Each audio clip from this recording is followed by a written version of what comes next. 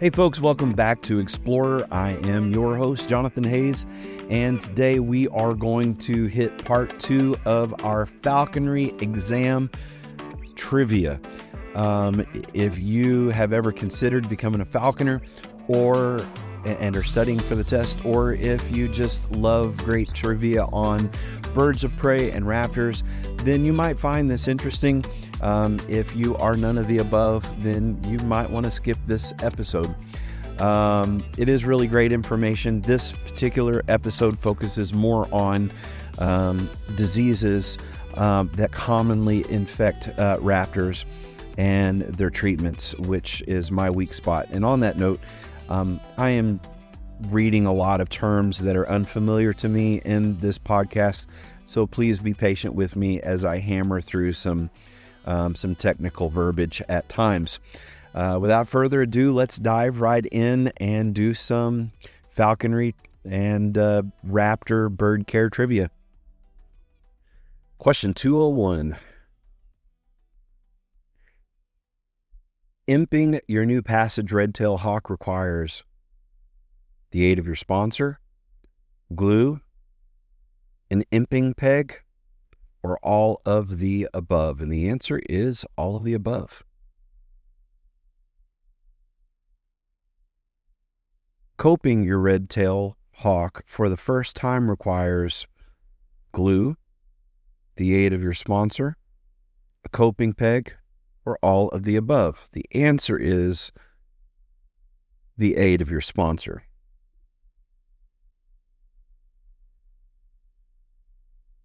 A giant hood for a passage hawk, A, is an ancient piece of equipment that has proved to be unnecessary. B, is useful only during manning. C, may be useful for the entire season.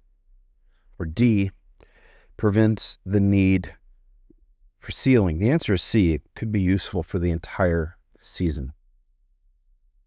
204.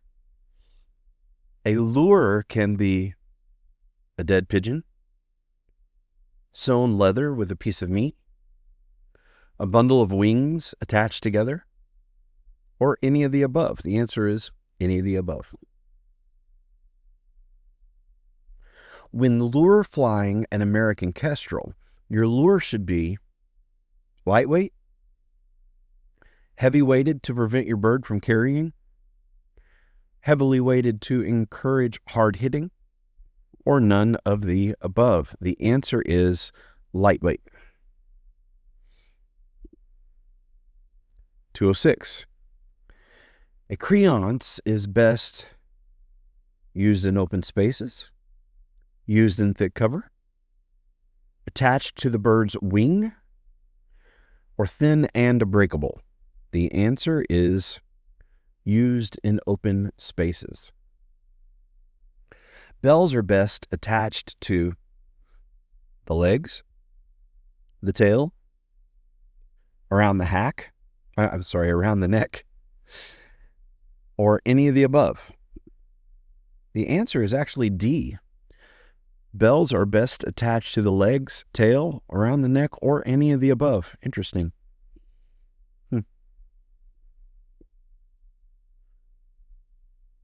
Still wondering on that one. Okay. A buet is used to attach A, bells around the neck, B, bells around the tarsi, C, jesses to the tarsi, D, swivel to the jesses. The answer is D. Buets are used to attach the swivel to the jesses. Which of the following is not necessary for a newly trapped bird?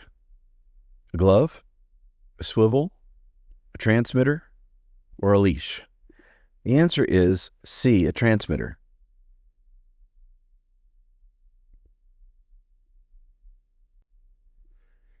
Question 210. You're going to have to bear with me on this one because it's a new word for me.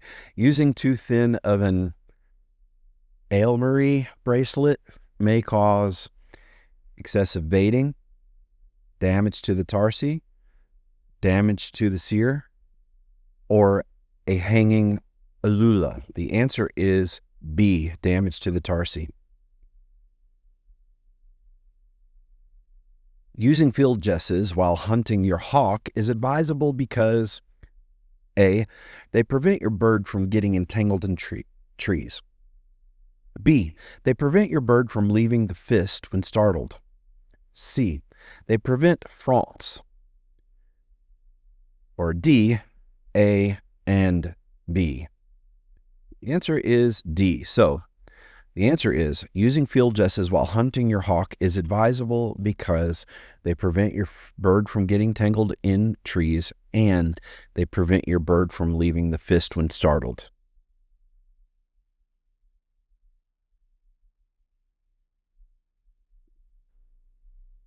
$2.12.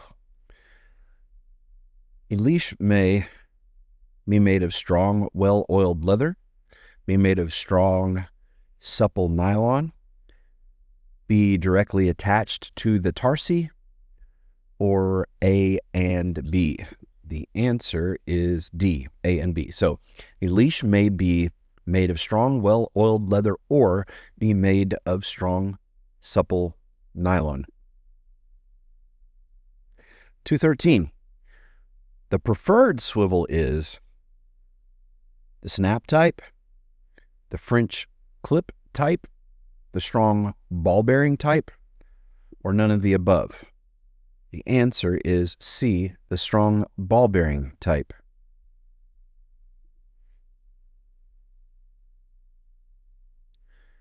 The most effective trap for obtaining your first red-tailed hawk is the Dogaza, the Fay trap, the Belchatri, or the mist net. The answer is the Belchatri. And again, I may be pronouncing that wrong. 215. When trapping your first hawk, you should trap alone to learn the ropes. Scout an area prior to beginning. Be supervised by your sponsor. The answer is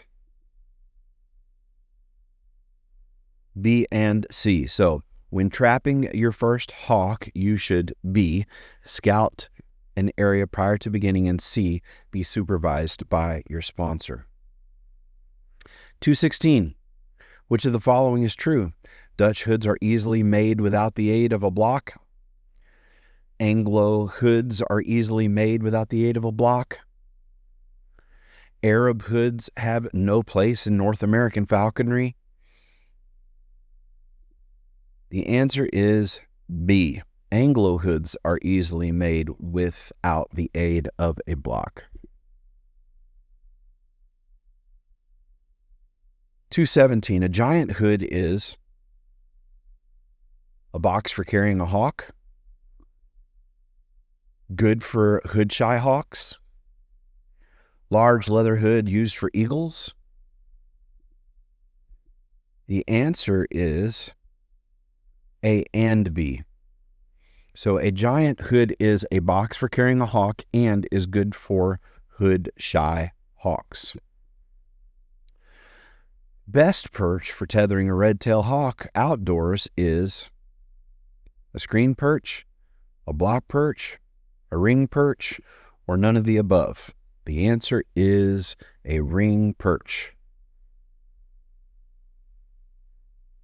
A block perch is best suited for which raptor? Goshawks, red-tailed hawks, falcons, or red-shouldered hawks? The answer is falcons. Question number 220. A cadge is used to restrain a bird, secure a hawk during training exercises, give direction to a transmitter signal, or transport a bird to the field. The answer is secure a hawk during training exercises. Radio telemetry allows a falconer to fly a bird without bells, fly a fat bird without concern, help locate a lost bird, or fly in more risky environments. The answer is radio telemetry helps a falconer locate a lost bird. Braces are used to restrain a baiting bird, strike a hood, inseam a hawk, or enter a hawk. The answer is strike a hood. Braces are used to strike a hood. 223. Bells are best used while hunting, while weathering, while trapping, or A and B. The answer is A and B. So bells are best used while hunting and while weathering.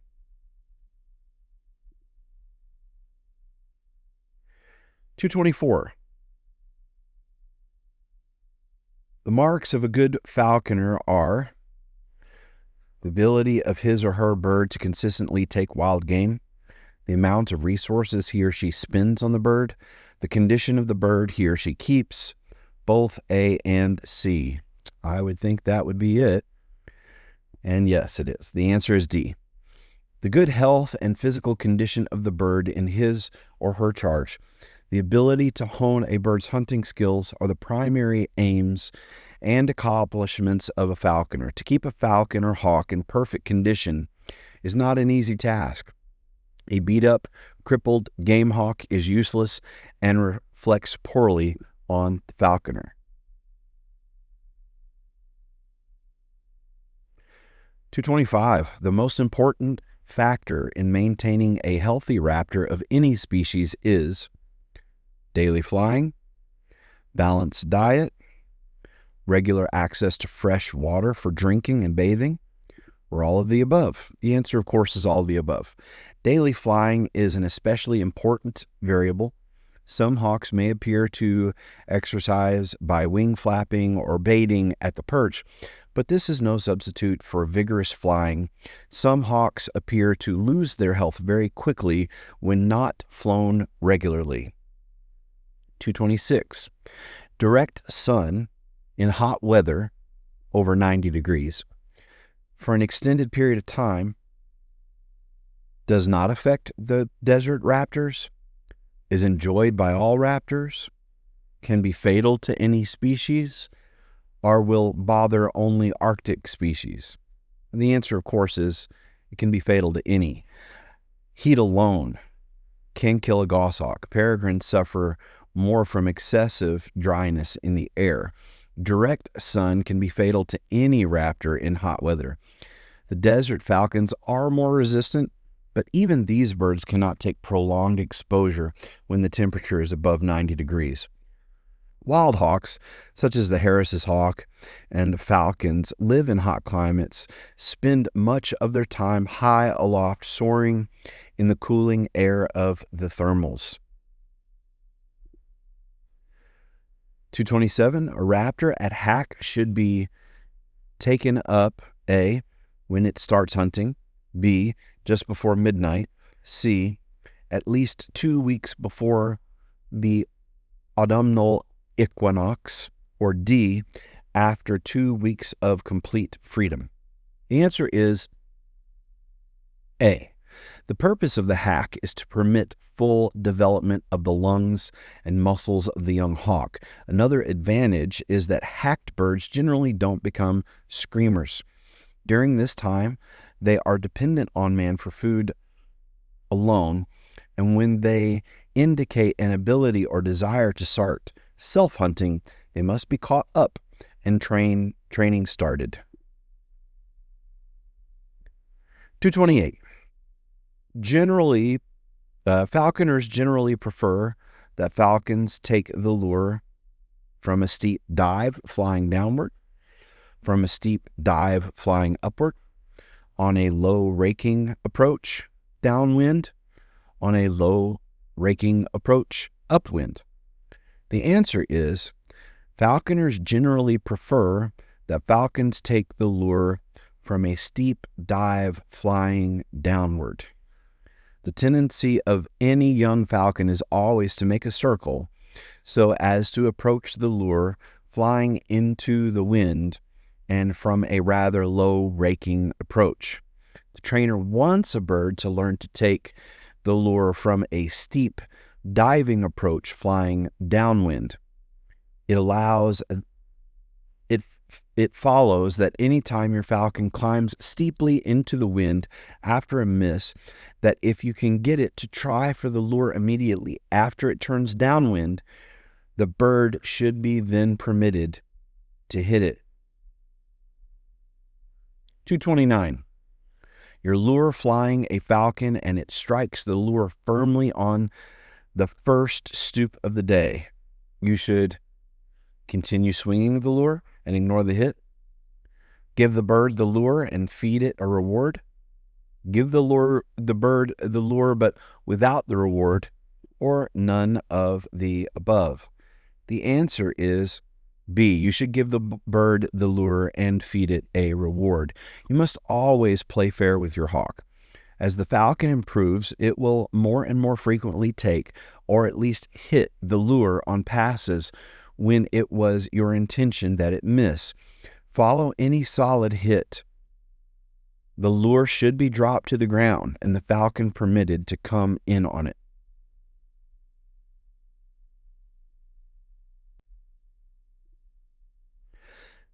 230. True or false?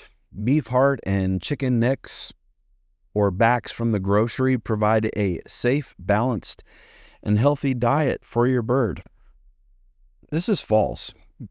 Beef heart promotes calcium, phosphorus imbalance, and chicken necks and chicken backs are too fatty, and the bones pose a physical danger.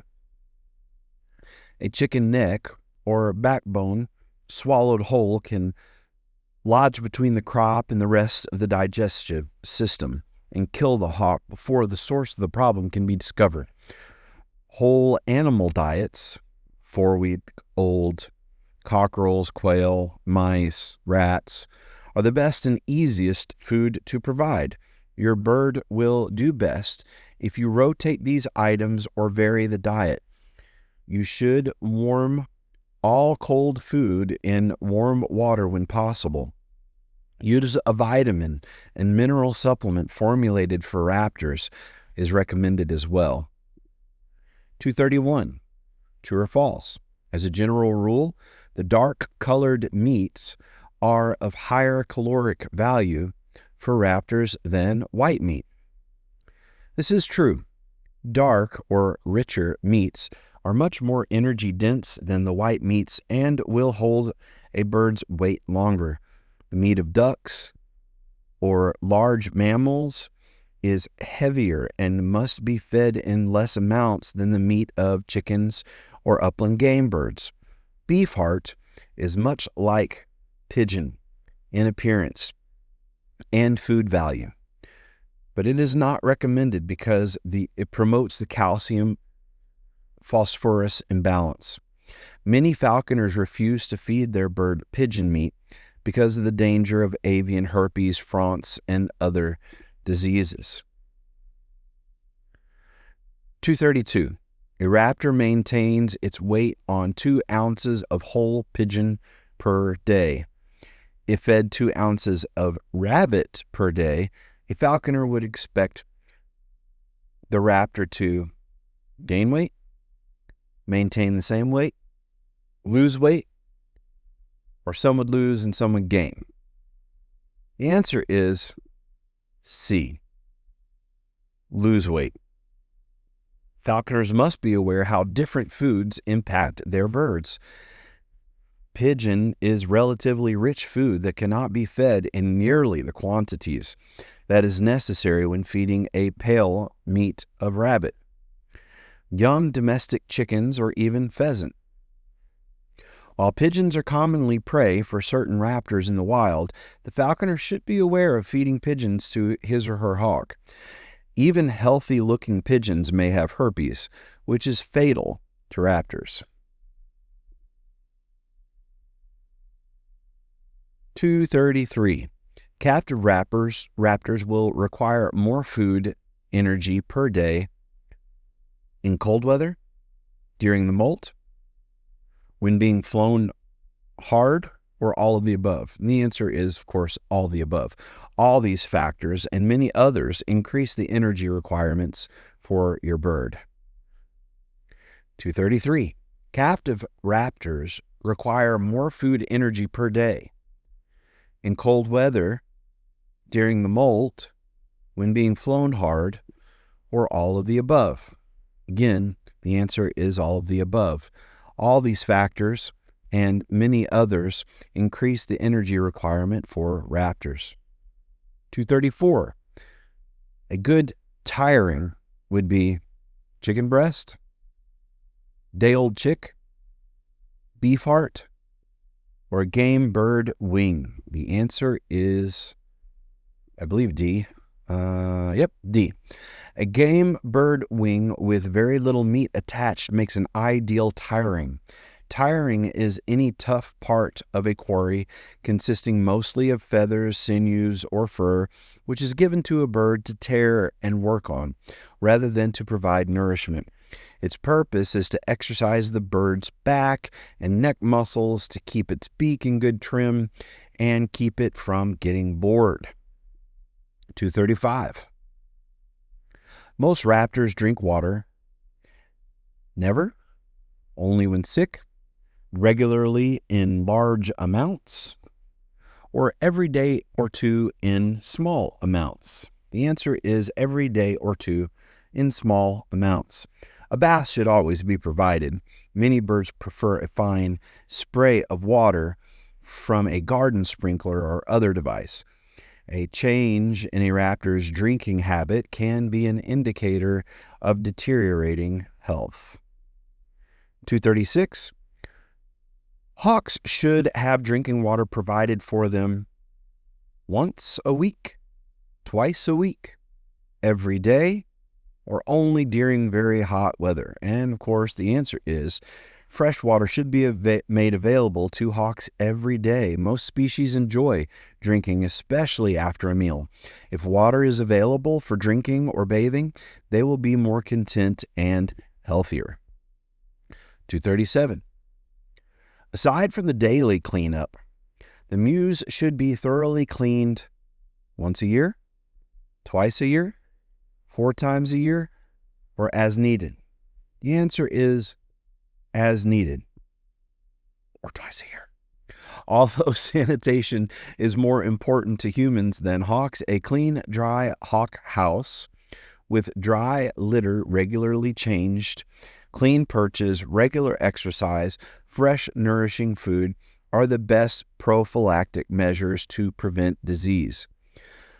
The hawk house must be kept clean and routinely cleared of castings, feathers, and debris. A deeper, more thorough cleaning must be conducted as needed. 238. If a raptor is to be free lofted in the mews, the window should be protected with heavy gauge welded wire, insect screen reinforced with poultry netting, horizontal rods, or vertical round rods. The answer is D.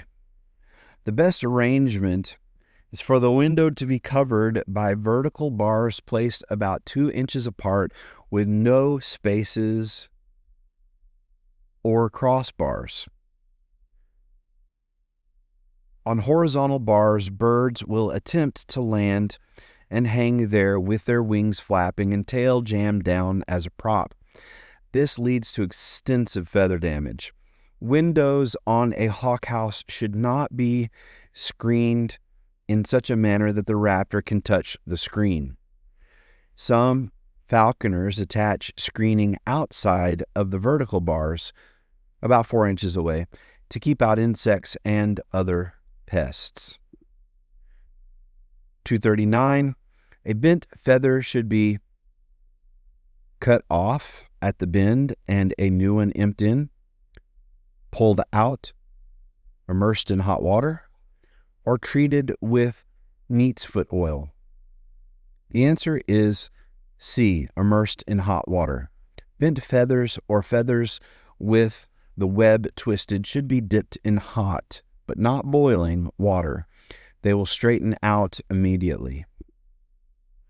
240.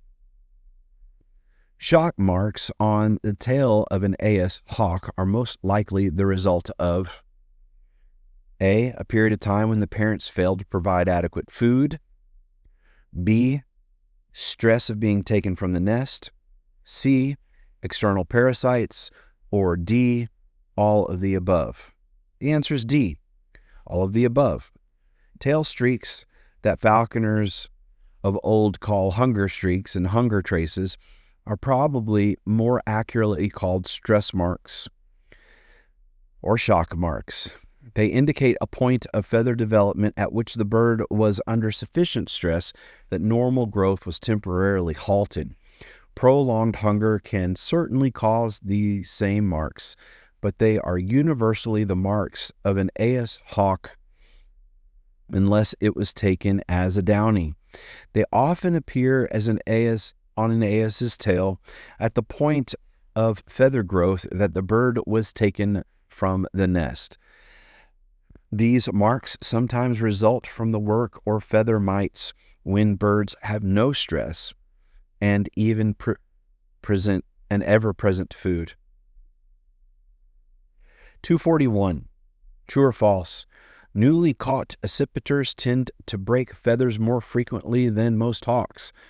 This is true. Accipiters are much worse at damaging their plumage than are falcons, red-tailed hawks, or Harris hawks. A newly caught Cooper's hawk or goshawk will very quickly break all of its tail feathers unless its tail is enclosed in a paper or plastic sheath and taped in place until the hawk tames down. 242. If a remage, primary or secondary wing feather, is broken, it is best to repair the feather by imping, wait until natural molting occurs, pluck out the feather stump to stimulate growth of the replacement, or leave it alone and do nothing. The answer is repair the feather by imping. If the feather is plucked, there is a possibility that the regenerative feather follicle lining will be pulled out as well. If this happens, a feather will never grow again from this follicle. The bird will be partially crippled and will forever have a gap in its wing. True or false? A feather broken on the final day of hunting season should be repaired at once. True. Even just before or during the molt, broken feathers should be repaired. This is just as important during the molt as at any other time. The sequence of molt to the long feathers is always such that, except for the outermost primaries and tail feathers, the new feathers always comes down between two that are fully grown, or nearly so. Any old feather that is broken thus becomes a peril to the new feather because it does not provide support and protection as it grows. Should the new feather be broken while still soft or in the blood, then the next feather becomes increasingly exposed to damage and the next season could be ruined. 244. True or false? The ideal imping plug is a metal needle. That's false. Though metal is the traditional material, it is too stiff for the flexible shaft of the feather, and it may break along invisible faults. Better imping needles are made from bamboo or even baroom swivel sticks, which are not brittle.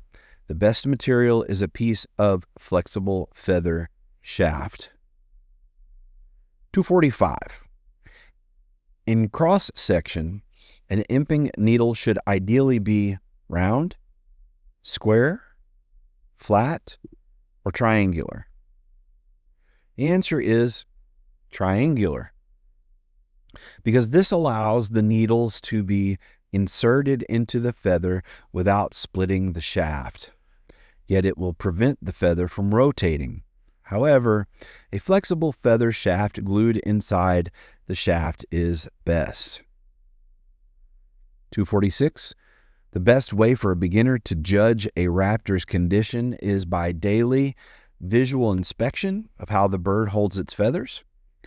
daily weighing the bird, daily feeling its keel, D, checking the brightness of its eyes. The answer is B, weighing the bird. All of these are important ways to check a raptor's condition, but weighing the bird is the most objective and the most reliable. The novice falconer should weigh his or her bird once a day, once every other day, at least once a week, or whenever the bird fails to perform. The answer is A, once each day. A bird's weight and condition is affected by a number of variables, including the type of food, quality of food, weather, disease, season, barometric pressure, amount of exercise, the species of hawk, the individual's metabolism, the ability to assimilate food. Before acquiring the bird, a falconer should obtain a 5-pound scale that weighs increments as low as half an ounce, preferably down to a gram, and equip it with a perch. A scale is absolutely essential. Daily weighing during the flying season is mandatory.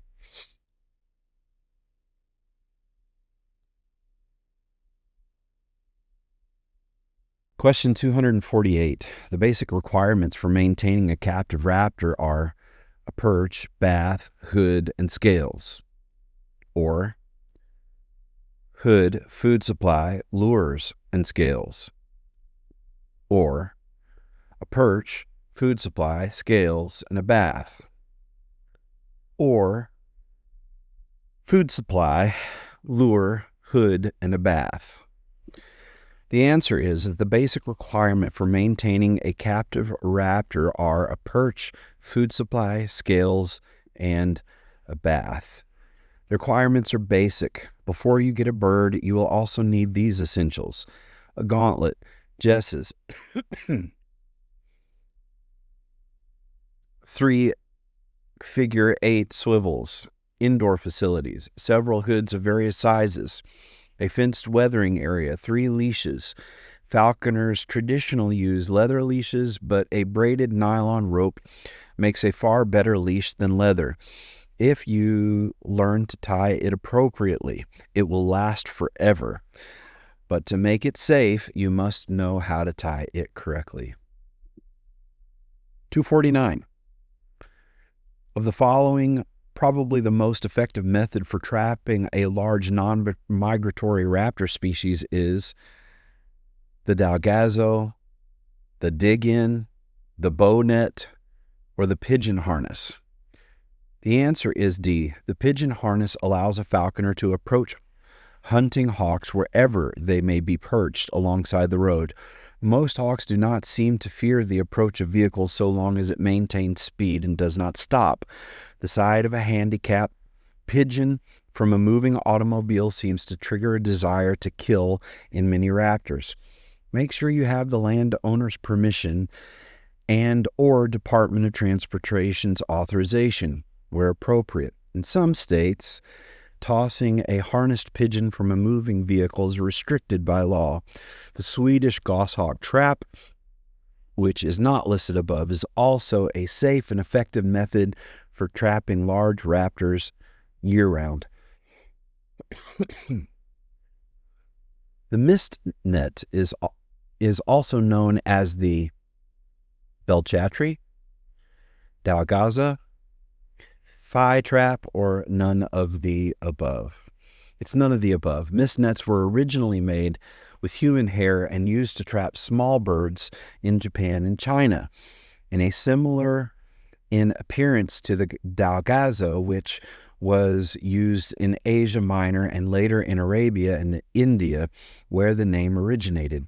However, the concept of the dalgazo, which uses a smaller, heavier, net-like gill net to tunnel and trap the birds, is very different from the mist net, which uses fine strands of bulky pockets to entangle raptors.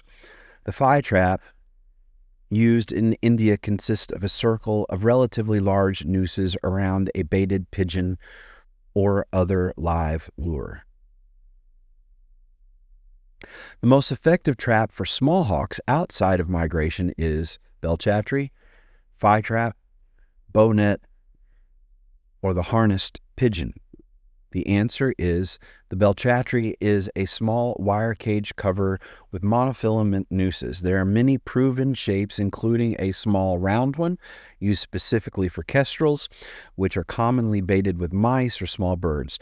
Larger bell chatry traps with pigeons are effective for catching goshawks, Cooper's hawks, and red-tailed hawks. 252. H.S.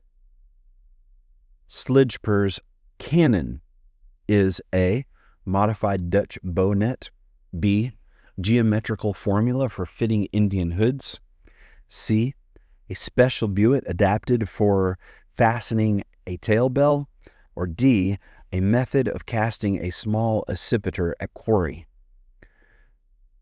Slijper's cannon is a geometrical formula based on head measurements, which can be used to develop a hood pattern to fit any bird well with a glued, seamless hood. 253. True or false? When making their own hood, most North American falconers prefer the Dutch to the Indian pattern. That's false. The Dutch hood is made over a form or a hood block, and is slow and difficult to complete. The Indian hood is more popular with North American falconers because it's lighter, it's easier to make and fit.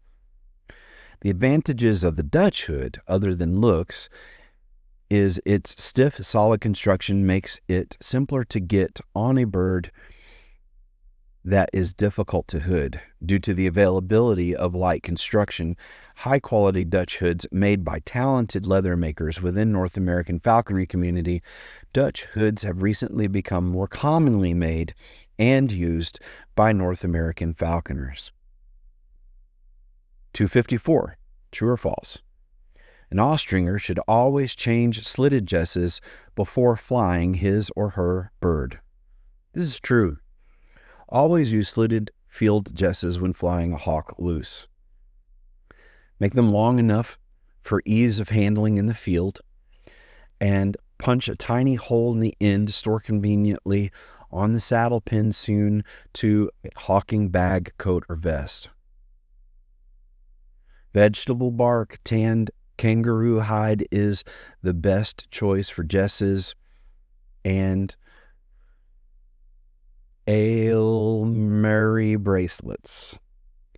Falconers using an Arab jess system that depends on tied slitted jesses may not need to change jesses.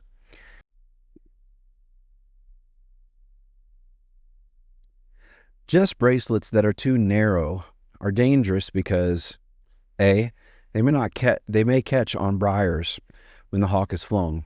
B, they do not enable a quick release when the hawk is cast. C, they may slip over the block when the hawk weathers. D, they may cause leg sores. The answer is D. A bird's tarsus should be regularly examined for calluses or sores. An additional danger of narrow jess bracelets is their tendency to slip around a toe in a simple half-hitch knot and cut off circulation. 256. True or false? The Aylmery jess is safer for the bird than traditional jesses. This is true. The Aylmery, and please pardon if I'm mispronouncing this word, has a bracelet and removable swivel strap, whereas the conventional jess has a swivel strap permanently attached to the leg.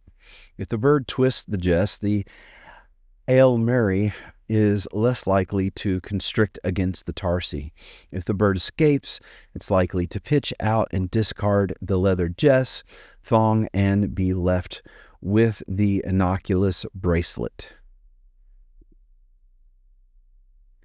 Question 257. True or false? Goshawks need longer field jesses than falcons. This is true. The principal reason for this is that goshawk is held on the fist when hunting, whereas a falcon is released the moment it is unhooded. Most falcons are flown with no jesses, only the bracelets and the radio telemetry.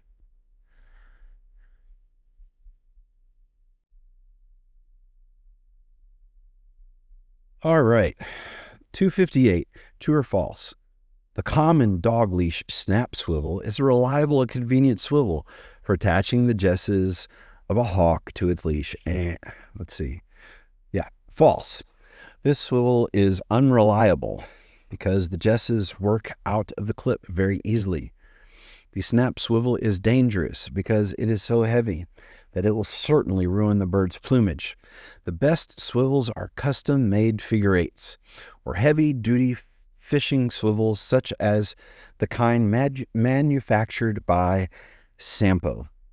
259. The best perch for preventing feather damage in accipiters is ring perch, tail saver perch, the bow perch, or the screen perch. The answer? The bow perch prevents the tangling and hanging up that plumage rings that plague ring perches. But the tail saver perch, developed by MAINE, is best for saving the long tail feathers of a hyperactive accipiter. So again, the answer again is the tail saver perch, developed by MAINE. Question 260. The block perch is used for falcons. The ring perch is used for accipiters. This rationale is based on health, comfort, tradition, or all of the above. The answer is actually all of the above. The perches were designed to accommodate the foot shape and conformation, and the natural perches generally preferred by the birds. This is thought to enhance the health of the bird's feet. Goshawks probably wouldn't be comfortable on a block, and although a ring perch may not be uncomfortable for a falcon, most falconers remain consistent with tradition and keep falcons on block perches. 261. The minimum width of a falcon perch across the top is 4 inches, 6 inches, 12 inches, or determined by the size of the leg and the length of the jesses. And that is correct. 262. A creance is a strong line used to control a raptor during early training, a disease of the mouth and throat of raptors, a watery, foul-smelling moot, a soft leather thong used to bind one wing to prevent baiting. The answer is the disease. Don't know how I did that. The answer is A. The disease referred to in B is France. The thong referred to in D is braille, which is rarely, if ever, used by modern falconers. True or false? One end of a creance should be attached to a light stick or weight, the other end to the bird's swivel. This is false. Do not tie the creance to the swivel. Remove the swivel and replace the mew or perch jesses with slitless field jesses. The creance should pass through the small holes punched in the end of the field jesses and be tied with a falconer's knot. This way, if an accident happens and the bird escapes, it will not get hung up somewhere and die. Caution: a tough field jess must be used because the strain on the leather is great when a hawk tries to rake away and fly off. 264. The best anchor for a creance among the following is a pair of old sneakers, a goalpost, a tree, or an automobile. The answer is A. The trainer should use a strong line attach the free end to a light object weighing about a pound or two, which can bounce along the line, bringing the bird quickly but gently to the ground.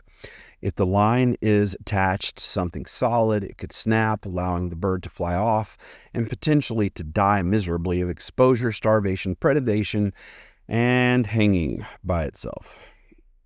That's pretty dismal. 265.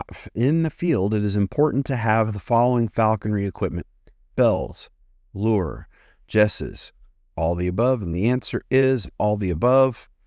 The lure is the one truly indispensable piece of field equipment. Without a lure, the falconer appears no different to the bird than any other person.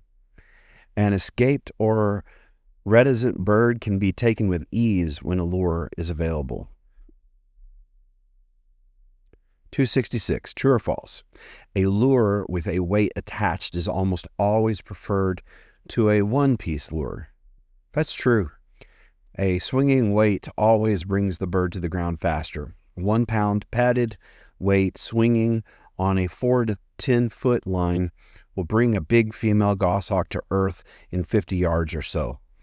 And once down, she cannot get up again. The same bird can easily carry 26-ounce one-piece lure for almost unlimited distance and reflush with it time and time when approached.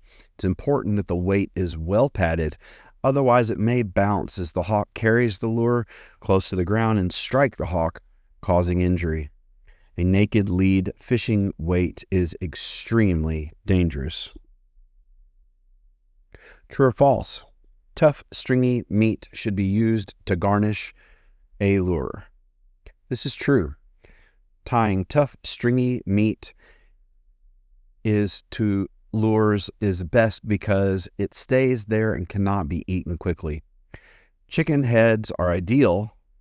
A snap hook can be clipped through the nostril, the lower mandible, and the neck feather secured by a leather thong.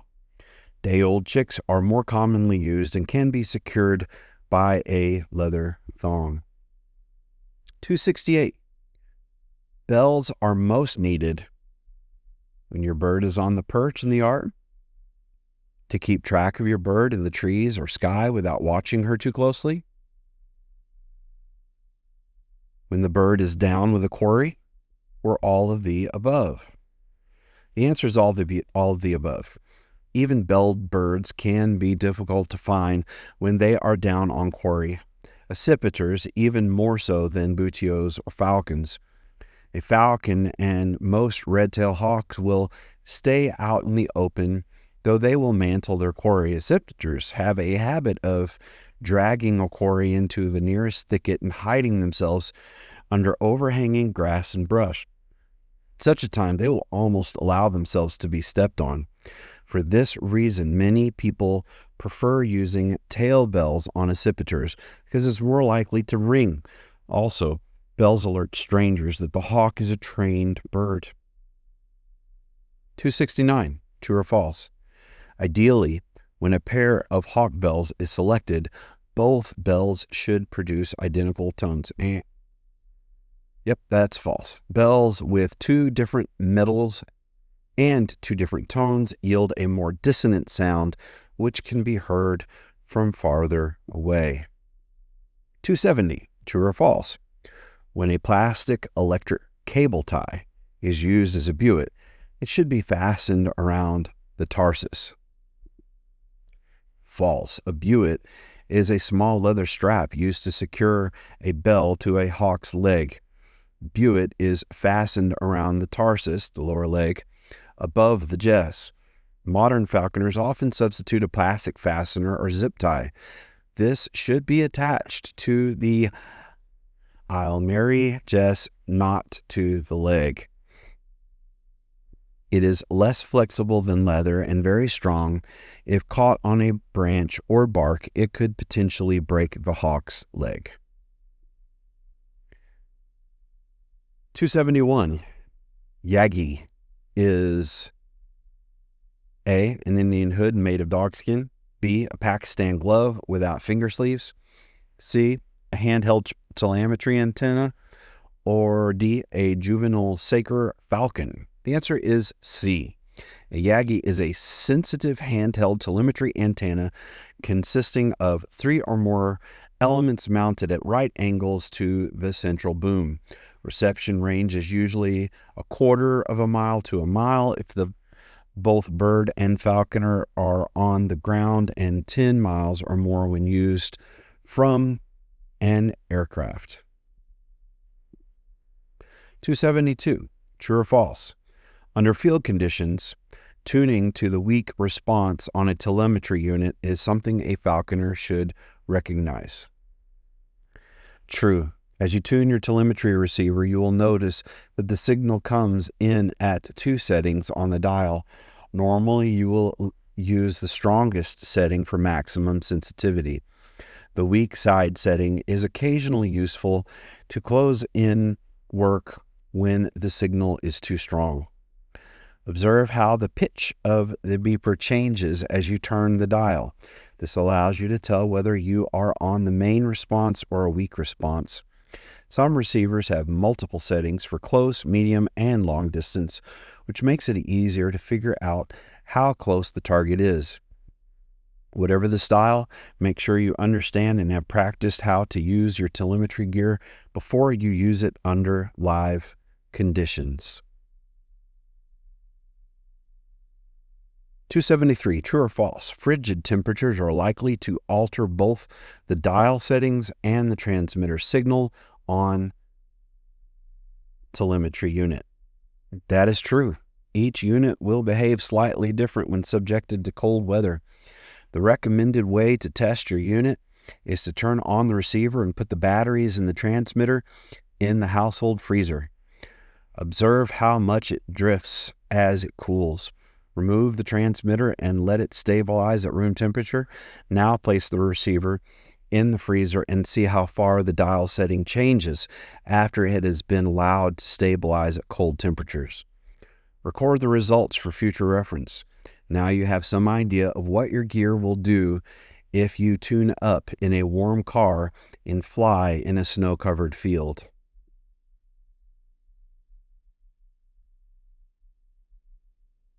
.274. A hack board is likely to be used with an AS, a passage bird, a haggard, or a vulture. The answer?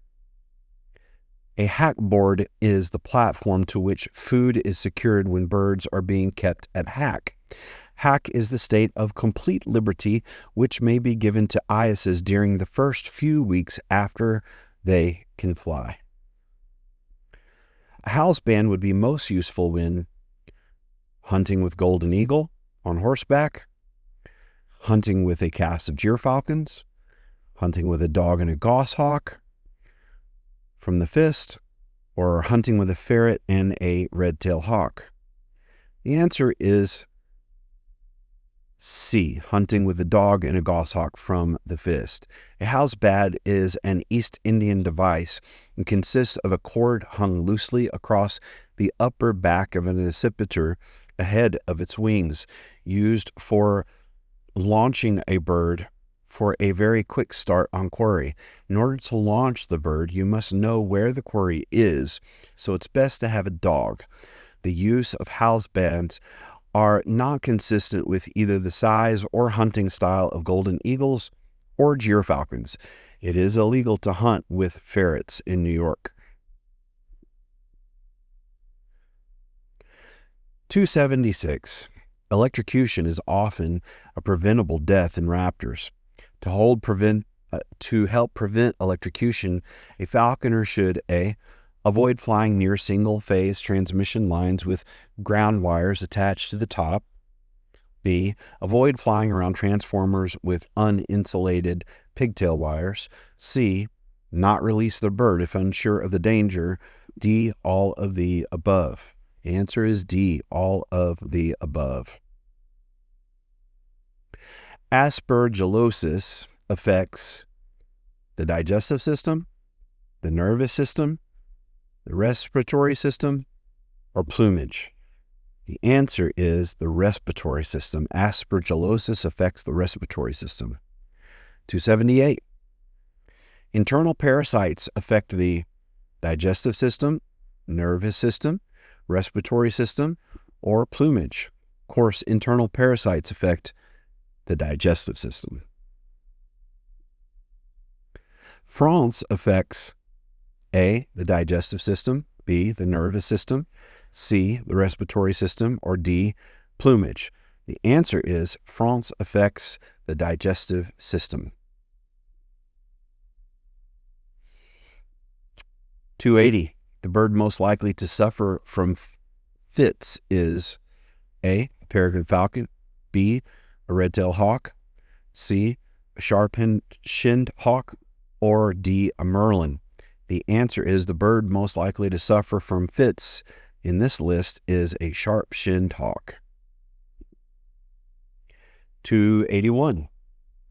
Aspergillosis is seen in red-tailed hawks, gyrfalcons, goshawks, or any of the above. The answer is any of the above. The most common disease your bird could acquire from a wild mourning dove is aspergillosis. I'm going to mess up these words, folks, so be patient with me. Coccidiosis, France, or pneumonia. The answer is C, France. 283. Bumblefoot may be caused by poor diet and husbandry, poor designed perches, daily hunting, or A and B. The answer is A and B. Bumblefoot can be caused by poor diet, husbandry, and poorly designed perches. 284. Your bird is at the low end of its flying weight, so you feed him a large meal. The next day, he still has a crop and a foul-smelling breath. You recognize this as sauerkraut, not to be confused with sauerkraut. Your first treatment should be A, extract the contents of the crop, B, contact your avian veterinarian immediately and inform your sponsor, C, administer an IV and antibiotics, or D, Ancobon. The answer is B. I don't even know what Ancobon is. The answer is B. If he has sauerkraut, you need to contact your avian veterinarian immediately and inform your sponsor. I would probably do that in reverse order. I'd probably contact my sponsor first. 285. Your bird feeks after eating and warbles on its perch. You notice that he tends to stand on one leg. These behaviors tend to indicate France, sauerkraut, a content, healthy bird, or apoplexy. I think that's going to be C. Yes, C. These behaviors indicate a content and healthy bird. Your bird exhibits gradual weight loss, poor appetite, and lethargy. His moots appear normal, and his mouth, throat, and feet appear normal. Your bird most likely suffers from A, lead poisoning, B, France, C, parasites, or D, any of the above. It could be any of the above. Good times. 287. While raising your first AS, you notice it has developed bent legs. He then starts stargazing. You could have prevented this problem by A, feeding him a diet of whole birds and small mammals, B, supplement his diet with vitamins, calcium, and phosphorus, C, feeding him more chicken, or D, A and B above. So it's A and B above, so let's read that again. Your bird has bent legs and is stargazing. You could have prevented this by feeding him a diet of whole birds, small mammals, and supplementing his diet with vitamin D3, calcium, and phosphorus. 288. Your bird suffers a broken leg while crashing into thick cover. The small town you live in has no veterinarian with the experience in Raptor medicine. The best way to prevent this scenario is don't ever hunt your bird. Only lure fly your bird. Locate a raptor veterinarian prior to obtaining a bird. Or hunt only where there is no cover. The answer is try to locate a raptor veterinarian prior to obtaining the bird. 289. An American kestrel is most likely to die from France and aspergillosis, poor weight control, or sauerkraut. The answer is poor weight control. 290. Your new passage bird has lice crawling on its feathers. You should A, administer intravenous ivermectin. B, release the bird as it is not likely to survive. C, transport the bird to the nearest raptor veterinarian for extensive therapy. Or D, treat the bird with 2% seven dust. Yes, treat the bird with 2% seven dust. Your bird moots on your kitchen floor. You notice a white object moving in the moot. You should A, take the bird to the vet for a fecal float.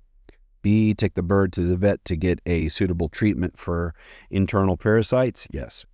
Call your sponsor and ask for advice. Yes. In any of the above apply? Yes. All of the above applies. 292. A diet of freshly trapped wild pigeons carries with it the risk of France, aspergillosis, avian herpes virus, or both A and C. It is both A and C. So freshly trapped pigeons carry with them the risk of France and avian herpes. 293. Cheesy plaque in the mouth, weight loss, and flicking food are signs of coccidiosis.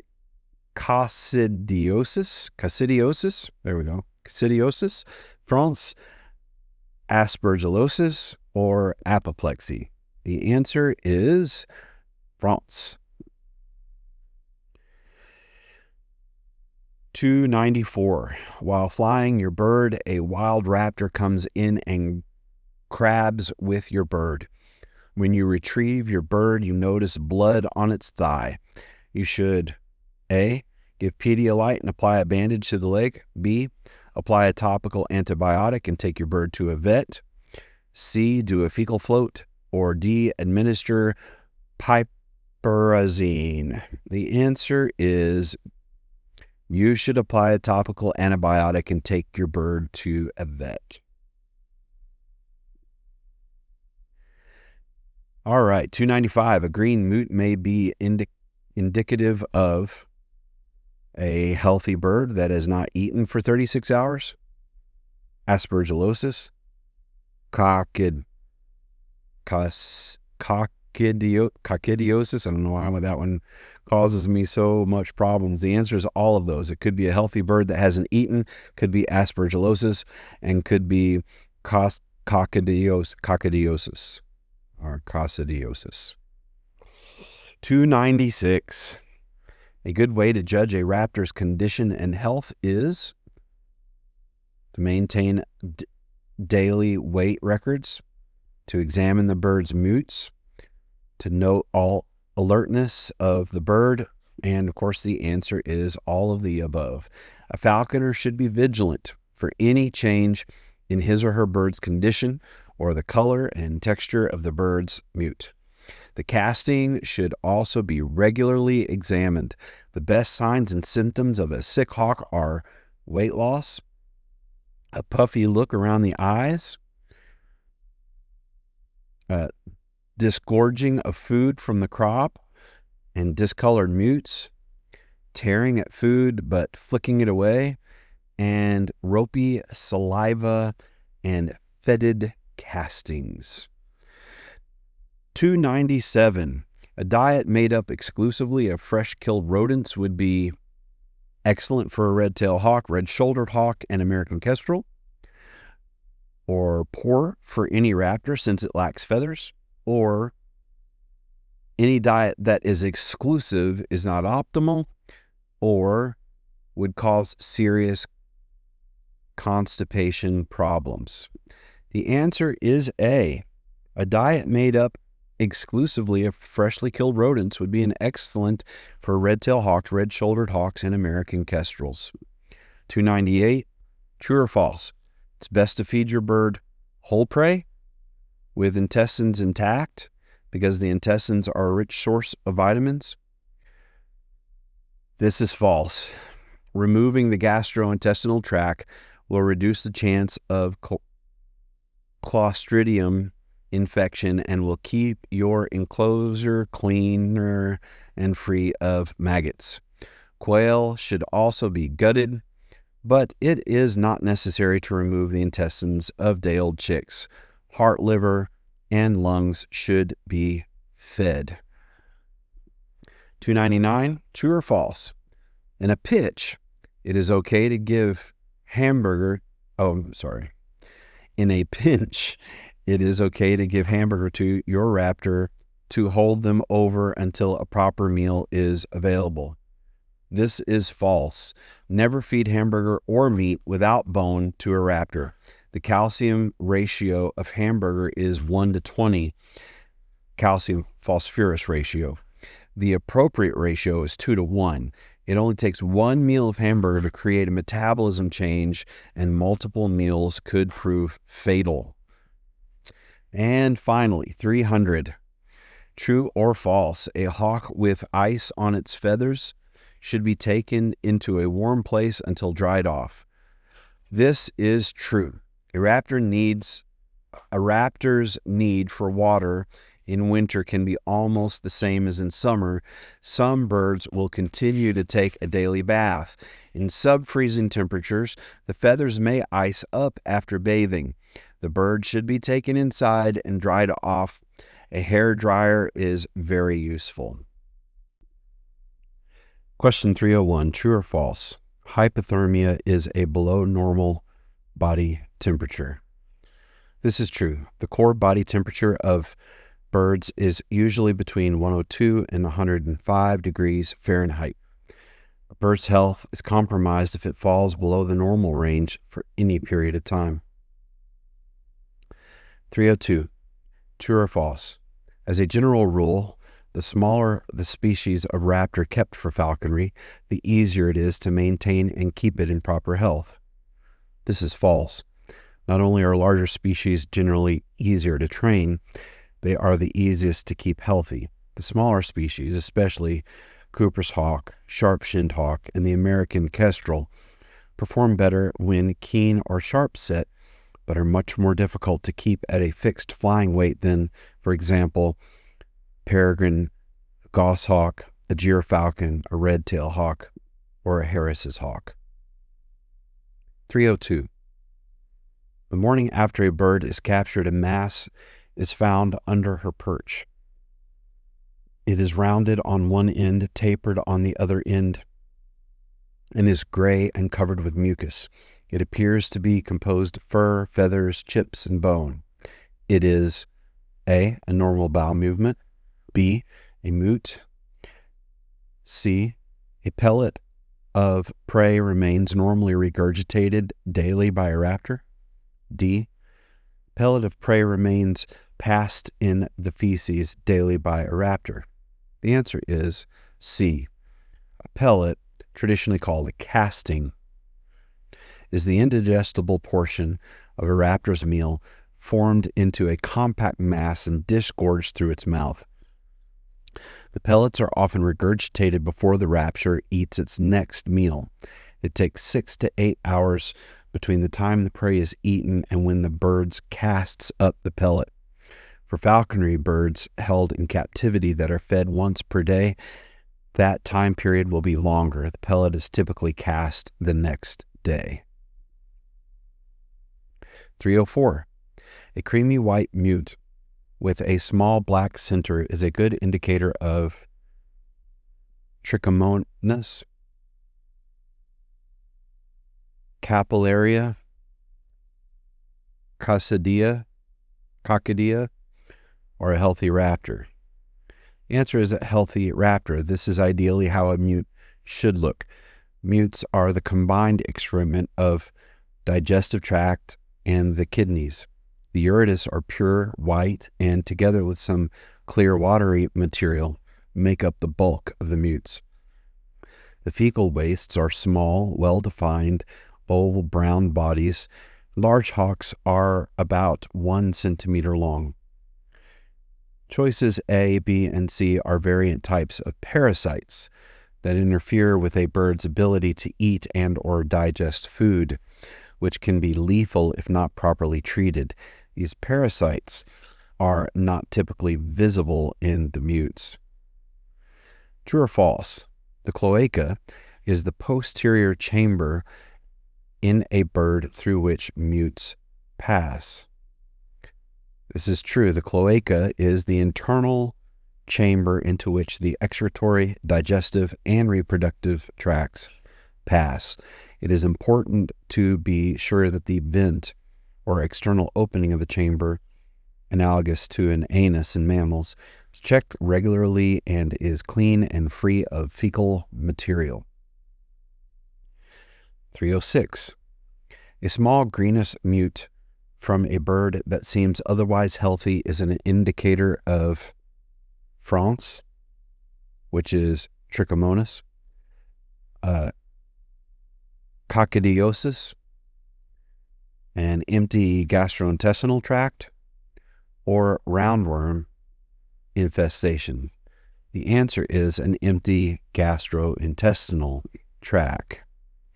With food in the crop and the gastrointestinal tract, the mutes will be frequent and large. As the digestive tract is emptied, mutes become fewer and smaller. Green mutes indicate incomplete utilization of the bird's bile, which is produced in the liver and released into the intestinal tract. Once the GIT is empty, the fecal part of the feces will be minimal, and the liquid portion will be tinged by dark green bile. 307. Washed meat is used to A. Give a hawk a quick energy burst, B. Cure diarrhea, C. Provide vitamins and minerals, or D. Lower a raptor's weight. And the answer is D. The method of saturating the bird's food with cold water is used to decrease the bird's body weight or to increase hydration. The method of soaking the meat for a long period of time and wringing it out renders the meat almost completely devoid of nutritional value. Feeding the hawk such washed meat will keep its GIT function while allowing the bird to lose weight as it metabolizes its own body nutritional reserves. 308. Hawks should not be exposed to extended rains because the justice will become weak, feather coloring will fade, it may chill and lower resistance to diseases, or a fungal infection of the feet may frequently occur. The answer is C. A hawk may be left out in a light rain, but should be removed to shelter if its feathers become soaked. The bird should always have access to both shelter and an external environment. 309. While coping the beak or talons of a raptor, a bit too much is cut away and bleeding results. Which of the following is true? A bird is in great pain. The bird will bleed to death. A tourniquet should be put around the beak or toe, or usually no treatment is necessary because the bleeding will stop. The answer is occasionally a vein inside the talons or beak is cut. Bleeding normally stops after a few minutes due to clotting. A styptic powder or gel along with pressure can be applied to hasten clotting. Be conservative and cautious when coping to avoid cutting a vein. 310. A bird should be coped when the beak grows too long, the talon grows too long, both. The answer is both. Coping or cutting back or shortening either the beak or talons, though occasionally requiring trimming. Talons typically wear through the normal activity. A bird's beak, however, may need the falconer's attention to prevent overgrowth, discomfort, or even malocclusion, which is the misalignment of upper and lower mandibles. 311. Your bird shows signs of decreased tolerance to exercise and exhibits heavy breathing after a short flight. There may even be a change in voice.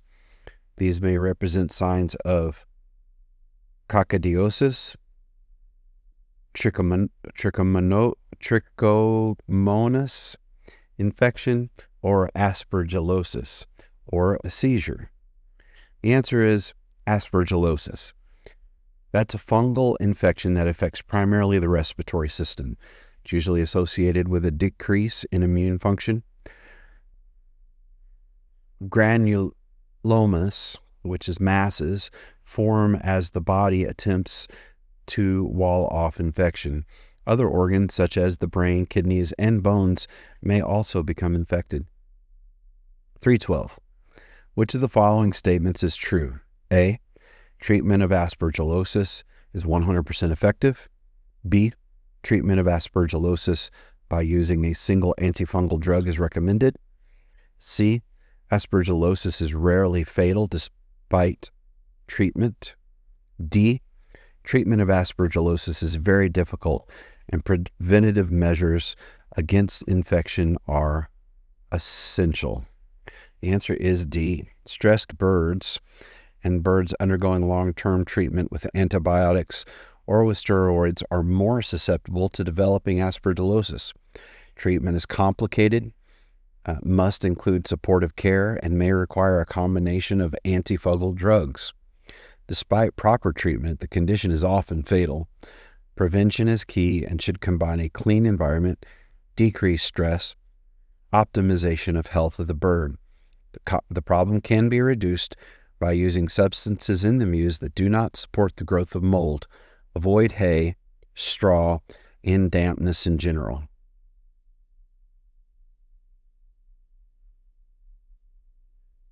(313) True or false? Fungal infections are often associated with other medical problems. This is true. Disease may complicate infections with aspergillosis. Decreased immune function may promote increased parasite load. Secondary bacterial infections. Dehydration may lead to gout. Appropriate diagnosis by the veterinarian will help design the most appropriate treatment plan. 314. Your bird becomes suddenly more tame, well-mannered, even at times when it would be expected to act wild. It refuses to eat well. It is reluctant to physically exert itself. Its baiting is weak and causes heavy breathing. It has an extreme thirst and tends to bend forward due to a painful abdomen. It eats less and less and finally ends up picking at the food and flicking it away. It is most likely suffering from coccidiosis, France, aspergillosis, or a cramp. The answer is aspergillosis. The end comes very quickly, usually within a week, sometimes only 2 days. A bird will lose all interest in food, will exhibit extreme thirst. Weight loss is dramatic, amounting to as much as half to a third of the normal body weight. Weight loss seems to be mostly due to rapid dehydration. The bird sits on the perch with all of its feathers loose and then falls off the perch and dies. Post-mortem will show her body cavity and air sacs filled with a moldy gray dust. 315. The most lethal disease to occur in birds of prey is aspergillosis, bumblefoot, coccidiosis, or myiasis. The answer is aspergillosis. The fungus that causes it, Aspergillosis fumigatus, attacks the respiratory system and is usually lethal. The great problem with treating it is that by the time the first clear symptoms appear, the disease is already deeply established and the bird is most certainly doomed. 316. The best weapon against aspergillosis is Ancabon, amphotericin, which is fogging, amphotericin B, oral, and prevention. Course prevention.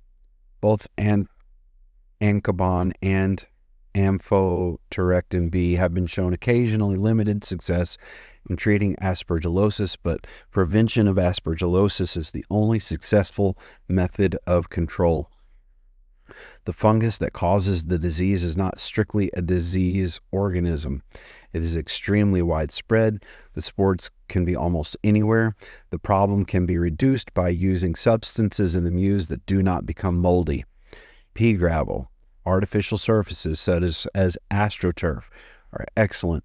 Avoid hay, straw, and dampness. Stress may also predispose the bird to the disease. Question 317. Aspergillosis is most frequently seen in peregrines and prairie falcons, red-tails and Harris hawks, goshawks and gyrfalcons, or Cooper's hawks and sharp-shinned hawks. The answer is birds from Arctic and subarctic regions seem more susceptible to the disease than southern latitudes. So that would be the gyrfalcon and the goshawk.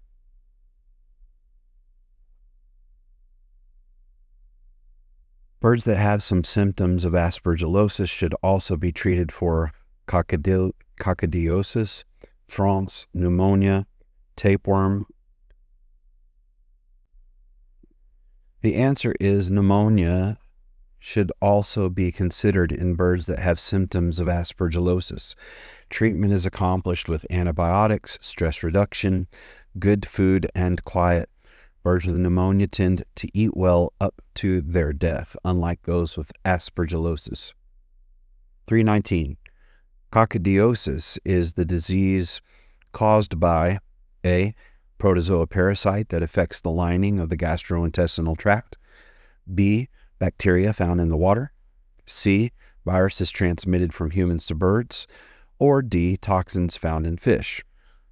The answer is A. Protozoa and parasites affecting the lining of the gastrointestinal tract. Protozoa, including coccidia, which are unicellular parasites that can invade the cell lining of the gastrointestinal tract of birds, their kidneys and liver, resulting inflammation and destruction of these cells can lead to diarrhea and the presence of blood in the stool, weakness, and renal problems. Coccidia is transmitted by direct contact with an infected bird, through an ingestion of droppings of a sick bird, through ingestions of contaminated soil, or all of the above. The answer is all of the above. Coccidia is highly infectious, and if the condition is left untreated, may be fatal. Young birds are more susceptible to the disease than adults. Transmission is through direct contact, ingestion of infected mutes. Parasite forms thick-walled eggs, which are resistant to the environment and remain infective in the soil. When raptors are kept in poor hygiene conditions and closely confined on shelf perches that collect feces, there is buildup of bacteria and parasites which will increase the likelihood of infection.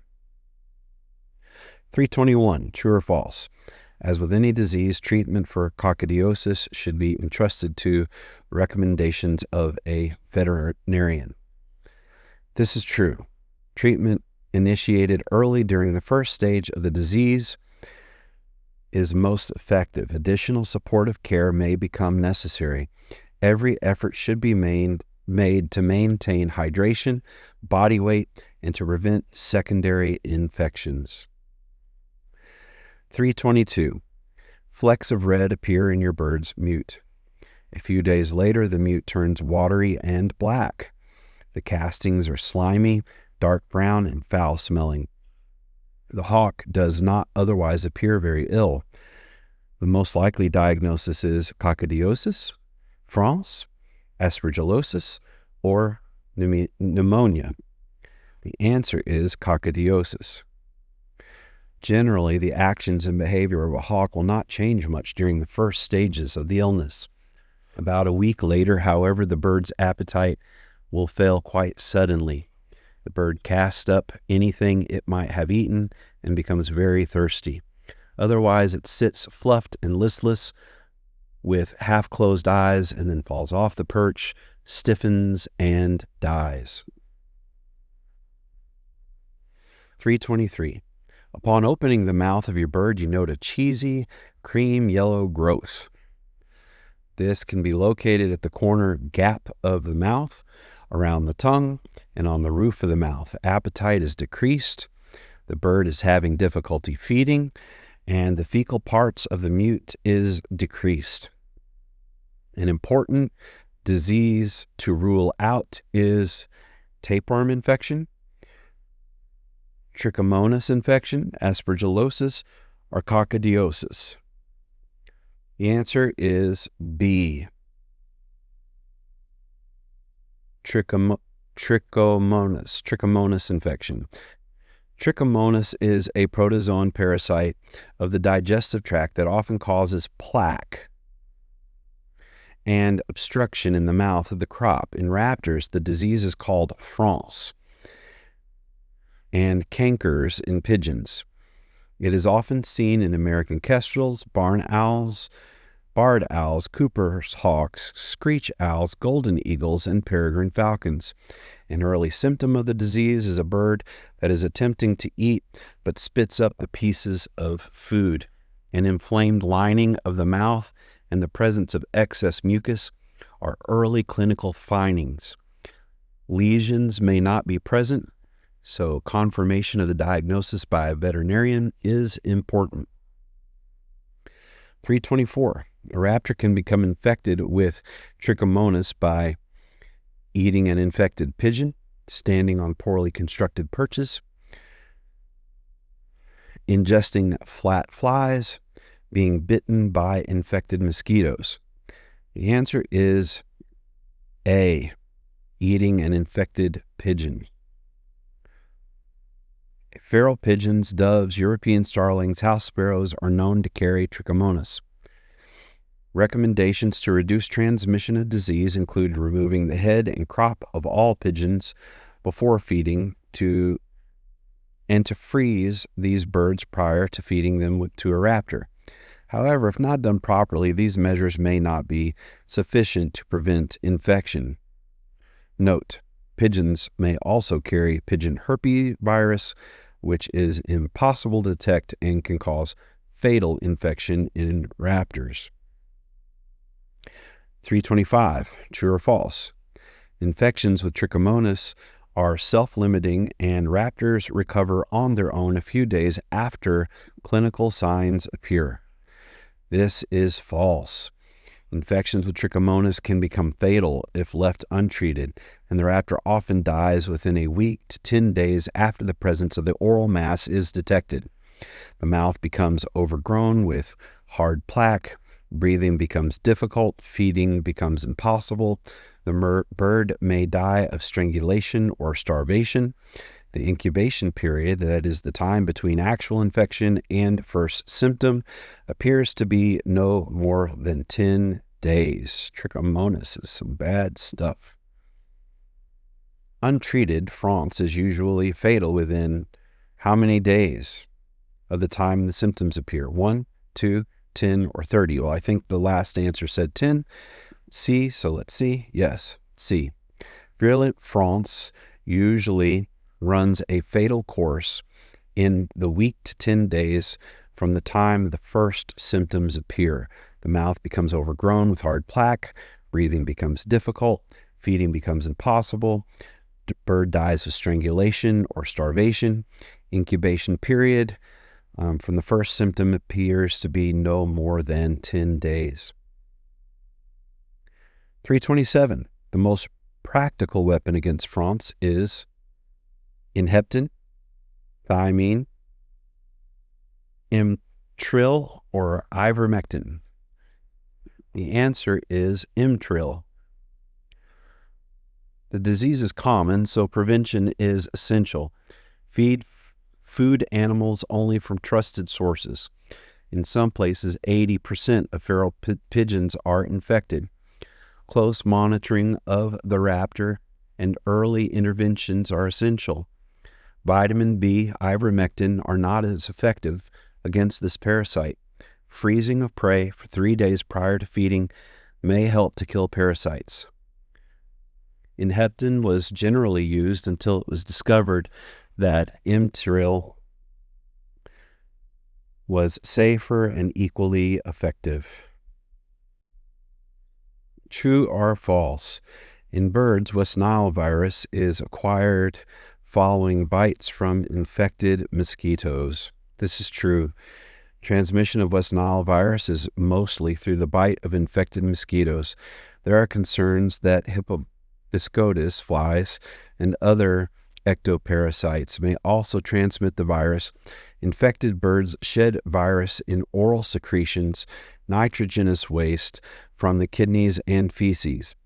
Ingestion of infected prey or ectoparasites or other suspected sources of transmission.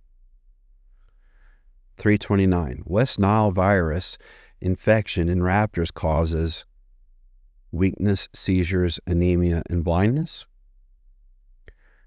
bone infection and fractures, cancer of the liver, no clinical signs in raptors. The answer is A. West Nile virus in raptors causes weakness, seizures, anemia, and blindness. It results in severe infections in many organs, including the brain, heart, kidneys, intestines, feather follicles, and eyes. If left untreated, this disease is rapidly fatal. Recovery from infection is possible and can occur spontaneously or following aggressive supportive care. 330. Your bird develops a small bruise or corn on the bottom of the foot. It then progresses to a small localized swelling. It is warm and reddened in appearance. The condition becomes extremely painful to the bird, which begins to lie down frequently to take pressure off the ball of its foot.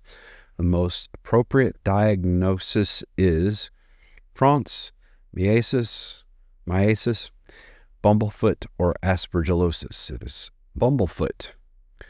Bumblefoot is any type of inflammatory condition of the foot which can quickly progress into an infection. As the disease progresses, the swelling increases in size and the entire foot may become quite warm to the touch. The warmth is caused by inflammation as the body attempts to fight off the infection. The swelling can be extended down the length to the toes, up the leg. The skin begins to ulcerate on the balls of the foot, and the arc scabs increase in size as the whole foot becomes puffy. The later stages can result in death. 331. True or false? Bumblefoot is easily treated and is of no big concern to falconers. False. It occurs in stages. The quicker it is noticed, the better the chances of recovery. Severe cases of bumblefoot can be fatal. Stage 1. There is a thinning of the skin on the bottom of the foot. Stage 2. The skin becomes pink and there is a loss of scales. Stage 3. A sore appears in the center of the irritation. Stage 4. The foot begins to swell. Stage 5. The infection has gone into the bone and the bone loss may result. Prognosis is grave at this stage. All stages require intervention. Stage 3 and above require veterinary care. 332. Foot swelling in trained falcons is more often than not linked to high humidity, manufacturing of perches of unnatural materials, direct wind in the cold weather, a diet of lean beef, and are generally poor husbandry. The answer is actually D. In a high percentage of cases, the problem of food swelling is linked to classic diet of lean beef, an unacceptable substitute for rich diet these birds normally enjoy in the wild. A bird whose health, diet, weight, and living conditions are well managed is much less likely to suffer this ailment. Padded perches covered by all-weather rugs or flexible, non-abrasive AstroTurf are a must. 333. Bumblefoot is caused by A. Any injury of the sole of the foot. B. Standing in irritating substances such as excrement or commercial cleaners that haven't been properly rinsed. C. Dietary deficiencies of vitamin A. Or D. All of the above. The answer is D. All of the above. The bumble infection enters the foot through the skin when the epithelium becomes damaged. The epithelium may be damaged by any of the factors listed in this question, as well as bird obesity, bruising, heavy impact, abrasion, or polishing of the foot against smooth surfaces such as a perch, sluggish blood circulation, self-trauma such as biting of the feet. Vitamin A deficiency generally results from a diet of lean beef. 334. The best way to prevent bumblefoot is to keep a clean perch, short leash, and a padded perch surface. B. Feed the bird an appropriately nutritious diet. C. Cope the talons to keep an appropriate length and sharpness. Or D. All of the above. The answer is D. All of the above. A short leash prevents rough baiting. A good perch padding to use is rope wrapping or a band of AstroTurf that is not so stiff as to cut or scratch the bird's foot. Avoid too much padding because this will turn the toes upward and aggravate the cause of the bumblefoot. A chemical that predisposes a bird to bumblefoot is ammonia, which is present in most industrial cleaners and in mutes. Perching areas should be cleaned and rinsed regularly. Feeding the bird an appropriately nutritious diet will help it resist infection and disease. Blunting the tips of the talons is one way to prevent self-trauma, but should only be used in cases of chronic bumblefoot. Dulling the talons, particularly the hallux, will interfere with the bird's ability to hold and kill game, and this method should generally be avoided by falconers. Flying the bird regularly improves circulation and is essential to the bird's overall health. 335, true or false? Frequent physical examinations are good preventative for bumblefoot. Of course, this is true. Raptor's feet should be checked every time the bird is handled, and the bird must be examined regularly when the bird is not being flown. Detecting bumblefoot early is key to this successful treatment. 336. True or false? Clinical signs of sour crop include a bird that appears dull with its feathers puffed out, and a crop that is still distended from the previous day's feeding. The food in the crop has a sour smell and may have been regurgitated, and the bird has no appetite. This is true. If a bird's digestive system shuts down, food will sit in the crop for 24 hours or more. This allows bacteria to flourish, and the food develops a sour smell. A bird showing signs of sour crop must receive medical attention. The old food must be removed with forceps, and the bird's crop will need to be lavaged. Therapeutically washed out by a veterinarian. The bird must be treated with appropriate medications. 337. Sour crop can be caused by A. Ingestion by the bird of poor quality stale or rotten meat. B. Parasitic infection such as Candidiasis or trichinomasis and the associated inflammatory changes of the digestive tract. C. Ingestion of toxic substances such as petroleum products. Or D. All of the above. The answer is that all of these can lead to sour crop. Sour crop may lead to an ulceration of the mucosa of the crop due to a wide range of possible causes. Although many different organisms normally inhabit the digestive tract of birds, parasites, worms, protozoa, yeast, bacteria, it is usually imbalanced in the bacteria population that results in toxic digestive problems. This can result from any of the above described incidents. Sour crop can be fatal.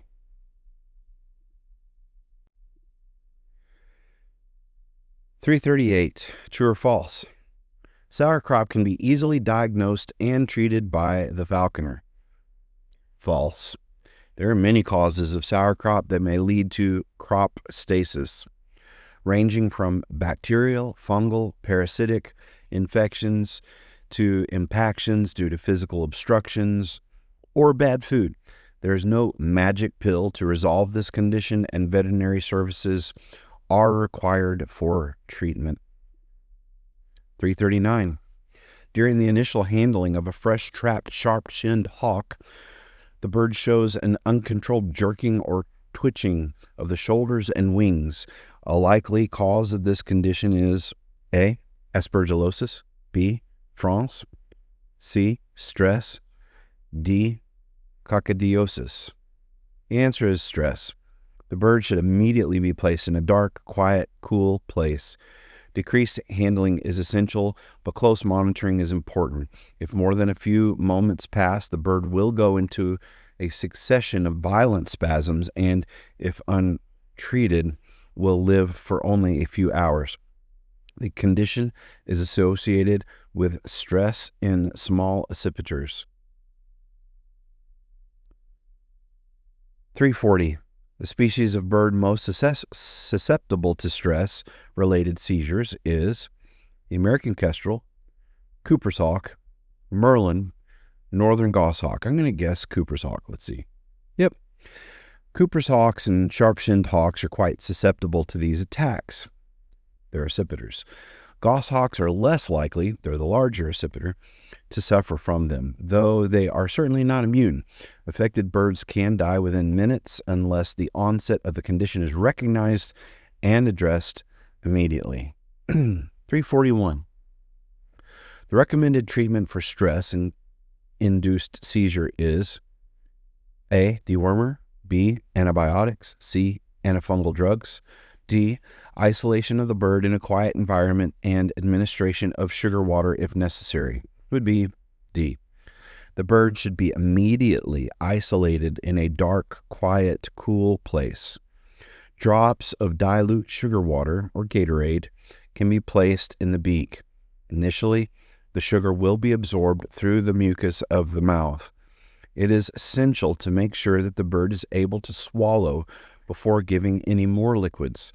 If the bird is unable to swallow, the water can be aspirated and the bird will develop pneumonia. Do not use flat cola, as it contains levels of caffeine that are toxic to birds.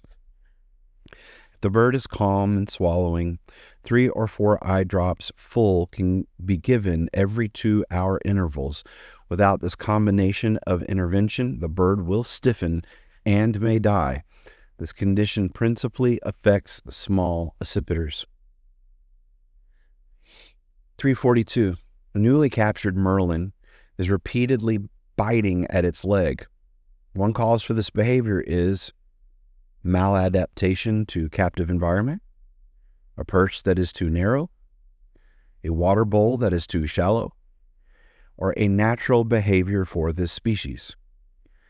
The answer is A, maladaptation to the captive environment. Occasionally, a raptor captured from the wild fails to adapt to captive conditions and starts to self-mutilate over preening, feather plucking, biting at legs has been reported. If our environmental conditions are adequate, this problem is rarely observed. If need be, the bird should be fed and released back into the wild. 343. A diet of meat only in a young and growing bird will rapidly lead to infection of the intestinal tract, improper calcification of bones and fractures, infection of the liver, or renal failure. The B is the answer. A diet of meat only in a young and growing bird will rapidly lead to improper calcification of bones and to fractures. A diet of meat alone is very high in phosphorus and proportionally low in calcium. Feeding a diet of meat exclusively will compromise the normal development of the animal's bones. The deficiency in calcium and excess in phosphorus will prevent the normal hardening of the bones, and the bones will start to bend. Within a few days of the deficient diet, growing raptors will develop weakness and severe bone lesions. This condition, also called metabolic bone disease, is very painful. In adults, feeding a diet of meat exclusively will also lead to calcium deficiencies, which will be manifested by weakness and seizures.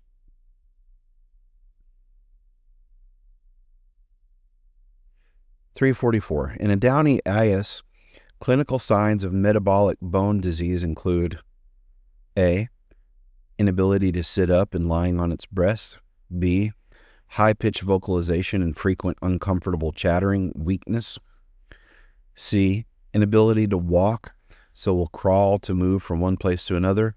I'm going to guess the answer is D, all of the above.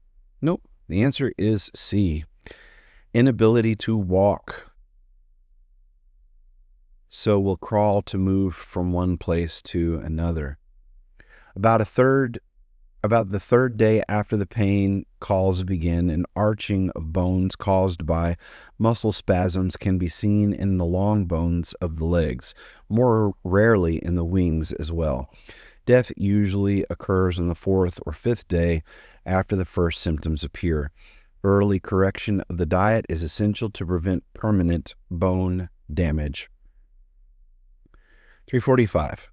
Metabolic bone disease is most commonly observed in intermediate raptors, passage falcons, red-tailed hawks, or downies taken in captivity.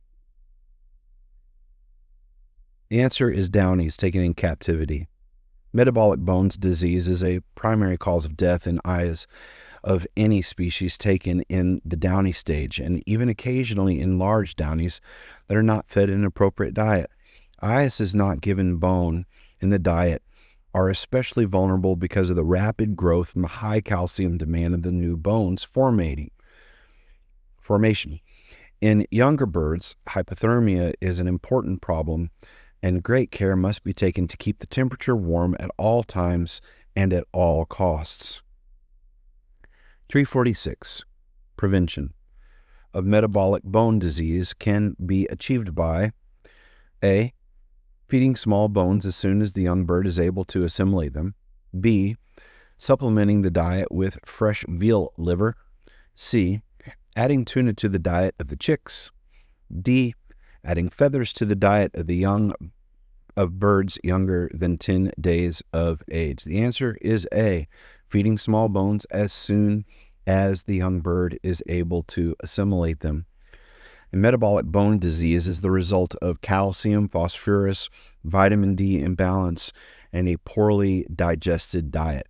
Falconers should remove the head, crop, and viscera and feathers of prey and grind up the rest, bones and all, in a meat grinder or warring blender. Then feed the formula to the chicks. Birds older than 3 days should receive finely chopped bone in the small mammals or the birds they are fed. Castings should not be fed until the 4th week. A light sprinkling of calcium, no phosphorus, powder on the food given to downies or egg-laying hawks helps but is not sufficient to prevent the condition. 347. If stargazing is caused by a dietary deficiency, the recommended treatment is A. Vitamin A supplementation, B. Vitamin C supplementation, C. Phosphorus supplementation, or D. Vitamin B1 supplementation. The answer is vitamin C supplementation. A bird with stargazing syndrome has inflammation of the brain and will stand with its head upward or backwards over its shoulders. A similar condition can be seen in birds with severe head trauma. Deficiency in vitamin B1 can cause lesions in the brain, lead to stargazing behavior. Rapid treatment can be curative.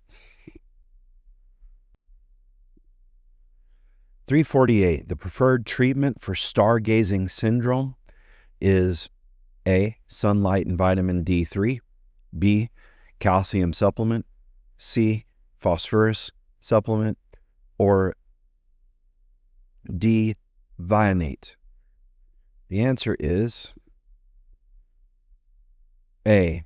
Birds with stargazing syndrome have inflammation of the brain and will stand with its head upward or backwards over its shoulder. The most common cause in raptors appears to be vitamin D3 deficiency. Birds cannot absorb vitamin D2, which is the form most commonly found in vitamin capsules intended for human beings. Vitamin D3 is found in cool liver oil and in vitamin drops intended for birds. The normal source in raptors is the sun's ultraviolet irradiation of the oil on the feathers, which converts some of it into vitamin D3. Hence, putting the bird outside in the sunlight is a cure. Most other vitamin deficiencies can be avoided by feeding whole bodies of small birds and mammals, or by giving multivitamin powders occasionally in the meat. 349. True or false? A raptor with a broken leg or wing should be killed in a humane manner, since these bones cannot be set or casted with any degree of success. This is false. Trauma, gunshot injuries, entanglement may result in bone fracture and significant tissue damage. Immediate veterinary must be sought out to limit the damage caused by bone fragments and control the infection.